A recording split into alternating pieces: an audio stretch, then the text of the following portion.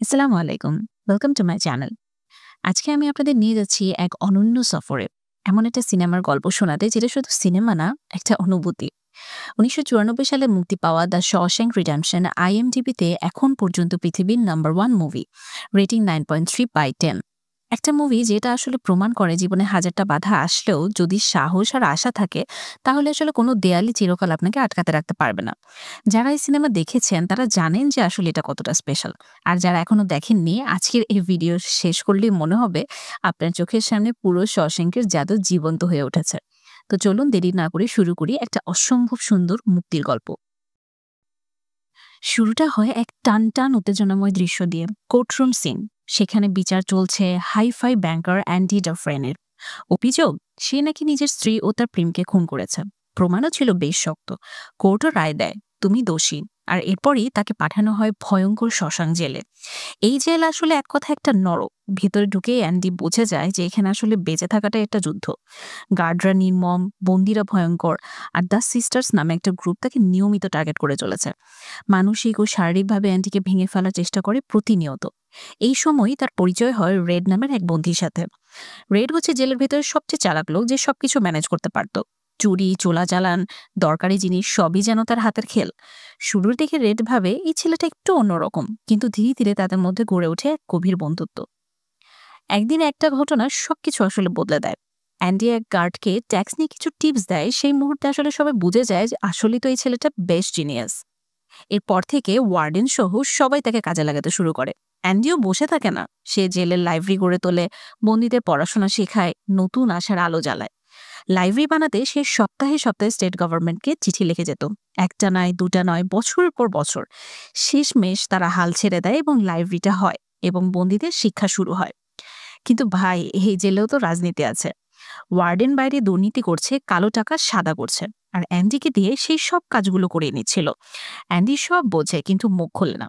ভেতরে ভেতরে সে সাজাতে থাকে তার মাস্টার প্ল্যান। সে হাতে পায়ে একটা ছোট্ট রক হ্যামার, একদম ছোট, যা পাথর ভাঙার জন্য তৈরি, দেখতে একটা সাধারণ হাতঘড়ির মতো। এই ছোট্ট হাতুড়ি দিয়ে সে প্রতিদিন রাতের দেয়ালের গায়ে টুকটাক খোঁড়াখুড়ি করতে থাকে। কিন্তু ভাই, এই কাজ কিন্তু ছিল জবরদস্ত ধৈর্যের পরীক্ষা। প্রতিদিন খুব সামান্য একটু করে কাটতো, যেন কারো সন্দেহ না হয়। তার এই গোপন কাজটা ঢাকতে দেয়ালে ঝুলিয়ে রাখে বড় বড় সুন্দরী অভিনেত্রীদের পোস্টার। শুরুতে রিটা হ্যাওয়ার্ড, তারপর মার্লিন মনরো, আর শেষে রাকেল ওয়েলচ। পোস্টারের পেছনে চলছিল দিনের পর দিন, বছরের পর বছর সুড়ঙ্গ খোঁড়া। কাটা পাথরের গুঁড়ো সে নিজের পকেটে ভরে, তারপর হাঁটতে হাঁটতে জেলের উঠানে ছড়িয়ে দিত, একদম যেমন সিনেমার স্টাইলে। এভাবে ১৯ বছরের ধৈর্য আর পরিকল্পনার পর অ্যান্ডি বানিয়ে ফেলল একটা সুড়ঙ্গ।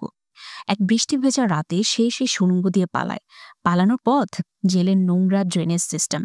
পুরো শরীরটা ভিজে নর্দমার মধ্য দিয়ে যায়, আর শেষে দাঁড়ায় মুক্ত আকাশের নিচে। দুহাত মেলে বৃষ্টিতে ভিজে এক নতুন সূর্যের দিকে চেয়ে থাকে। সেই দৃশ্যটা দেখলে গায়ে কাটা দেয়। তবে এইটাই শুধু পালানোই না, সে আগে থেকে অন্য নামে ব্যাংক অ্যাকাউন্ট খুলে রেখেছিল। ওয়ার্ডেনের সকল ধরনের দুর্নীতির সকল প্রমাণ গুছিয়ে রেখেছিল, আর সেই সঙ্গে নিয়ে যায় তার সব টাকা। পরদিন সকালে সকল জিনিস খবরের কাগজে বেরিয়ে পড়ে, মিডিয়াতে উঠে ঝড়। পুলিশ আসে, ওয়ার্ডেনের সব কুকর্ম ফাঁস করে দেয়। শেষমেশ সে এক করুণ পরিণতির শিকার হয়। রেডও একসময় জেল থেকে বের হয়। বাইরের দুনিয়া মানিয়ে নিতে তার কষ্ট হচ্ছিল, কারণ সে তো অর্ধেক জীবন জেলের ভিতরেই কাটিয়ে দিয়েছে। একদিন সে অ্যান্ডির রেখে যাওয়া চিঠি ও নির্দেশনা অনুযায়ী এক গাছের নিচে যায়, খুঁজে পায় একটা বক্স। তার মধ্যে টাকা, চিঠি আর একটা ঠিকানা। চলে এসো মেক্সিকোতে। নীল সমুদ্র, মেঘলা আকাশ, সৈকতের ধারে দাঁড়িয়ে আছে অ্যান্ডি আর রেড। দুজন নতুন জীবনের দিকে এগিয়ে যাচ্ছেন, আশা, স্বাধীনতা আর বন্ধুত্ব নিয়ে। এটা এমন একটা সিনেমা যেখানে আসলে শেখায় যে হার মানলেই শেষ, আর আশা রাখলেই মুক্তি সম্ভব। অ্যান্ডি আর রেডের বন্ধুত্ব, তাদের সংগ্রাম আর সেই মুক্তির মুহূর্ত সবকিছু প্রমাণ করে যে আসলে জীবন যত কঠিনই হোক, মন থেকে বিশ্বাস হারালে চলবে না। আশা করি আমাদেরও এই গল্পটা শুনে অন্তরে একটু হলেও আপনাদের ভালো লেগেছে। ভিডিওটা ভালো লাগলে একটা লাইক দিন, কমেন্টে জানিয়ে ফেলুন আপনার শশিং থেকে শেখার সবচেয়ে প্রিয় জিনিসটা কি। আর এরকম একটা মাস্টারপিস সিনেমার ফুল রিক্যাপ পেতে চ্যানেলটা সাবস্ক্রাইব করবে, পাশে থাকুন। পরের ভিডিওতে দেখা হবে আরেকটা সুন্দর গল্প নিয়ে। ততদিন পর্যন্ত মনে রাখবেন, hope is a good thing, may be the best of things, and no good thing ever dies.